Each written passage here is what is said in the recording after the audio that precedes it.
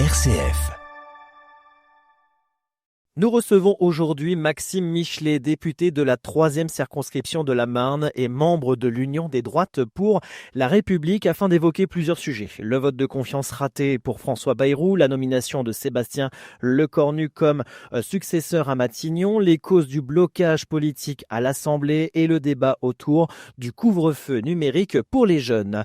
Maxime Michelet, bonjour. Bonjour, merci de votre invitation. Merci d'être avec nous, monsieur le député. Après l'échec du vote de confiance de François Bayrou, Sébastien Lecornu a été nommé Premier ministre. Quel regard portez-vous à la fois sur la démission de François Bayrou et la nomination de Sébastien Lecornu?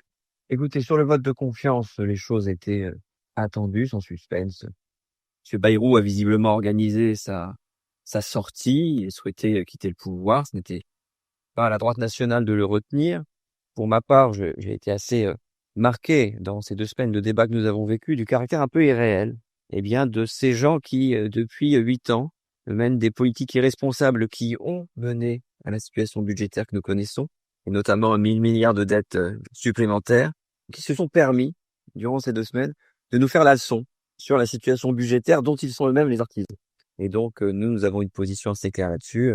Ce ne sont pas les pyromanes qui éteignent les incendies, et ce n'est pas les responsables de la ruine budgétaire qui rétabliront les finances publiques. C'est pourquoi nous n'avons pas accordé notre confiance à François Bayrou, car nous n'avons aucune confiance dans un gouvernement macroniste pour rétablir les comptes publics. Alors ensuite, Emmanuel Macron a fait le choix. Il avait plusieurs options. Une des options, et nous la réclamions, c'était la dissolution, car nous pensons qu'il faut revenir aux électeurs pour lever les blocages que nous connaissons.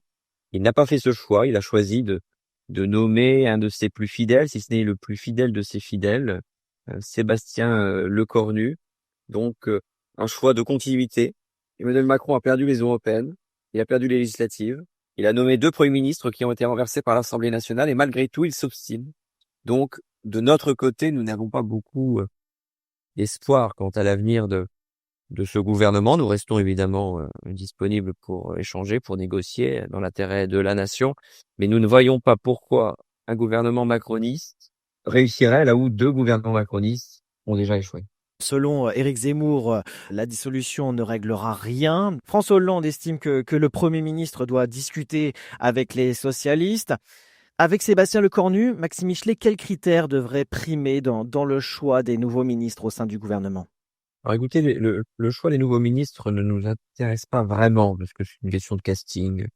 Nous ne sommes pas très intéressés au casting. Nous savons que nous n'avons pas notre place à avoir au sein de ce gouvernement. Nous sommes la droite d'opposition, c'est normal. Nous avons été élus pour être les opposants. Nous avons été élus dans les législatives où tous les autres partis sont coalisés pour nous faire battre. Donc nous sommes une droite d'opposition. Nous ne montons naturellement pas au sein du gouvernement. Mais nous, ce qui nous intéresse n'est pas le casting, c'est la politique qui va être menée. Et c'est pourquoi nous avons d'ailleurs censuré François Bayrou. La politique budgétaire qui doit être menée pour la France, pour nous, il y a plusieurs critères, et notamment celui de ne pas faire peser l'effort budgétaire sur la France qui travaille. Ce n'est pas aux Français qui travaillent de payer l'échec de tant d'années de politique budgétaire. Ce n'est pas non plus aux entreprises, de manière générale, ce n'est pas aux producteurs de valeur dans notre pays de payer pour les politiques irresponsables menées par le macronisme. Il y a toute une série d'économies à faire dans différentes directions. Nous mettons notamment en avant le coût de l'immigration. Nous pensons qu'il y a de ce côté-là 20 milliards d'économies à faire avec diverses mesures. L'aide extérieure aussi, nous donnons des millions à toute une série de pays. Et nous pourrions, par exemple, à la Chine, je pense que nous pourrions nous en passer. Et puis, il y a évidemment la dépense publique. Nous pensons que nous devons réduire le périmètre de l'État. Nous devons faire le tri dans les politiques menées par l'État et faire des économies sur le train de vie de l'État. De manière générale, ce n'est pas aux Français de payer l'addition des politiques d'Emmanuel Macron. Et c'est pourquoi, notamment, nous étions particulièrement vent debout contre la suppression de 2 jours fériés. Ce n'est certainement pas aux Français qui vont tourner le pays. Chose qui a été écartée désormais. Qui a été écartée désormais, ce qui montre bien d'ailleurs que François Bayrou avait totalement organisé sa sortie, puisqu'il a mis en avant une mesure qui n'a pas été reprise par son successeur immédiat.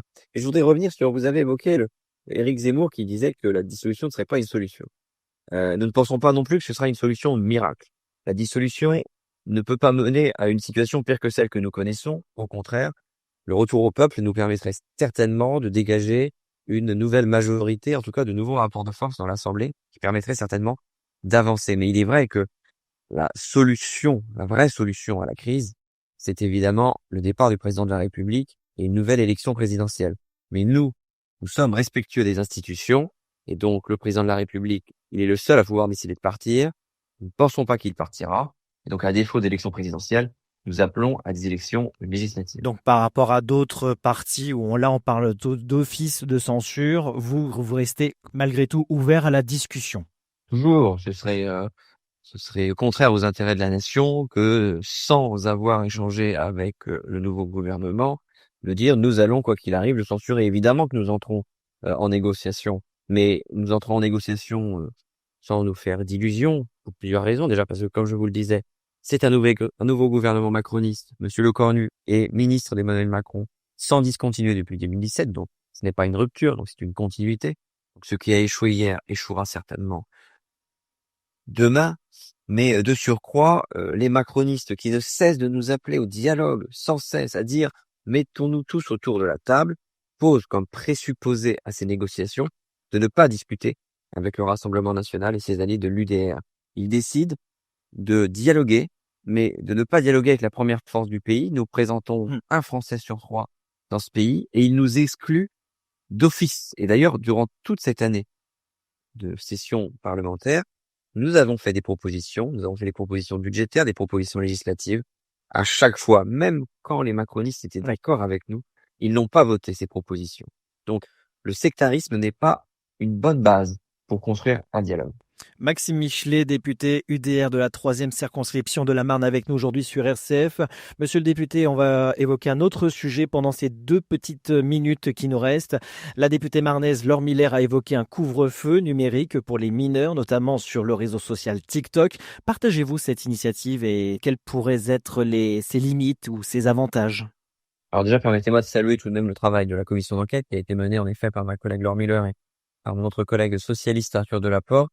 Toujours important que le Parlement s'empare de ce type de questions importantes.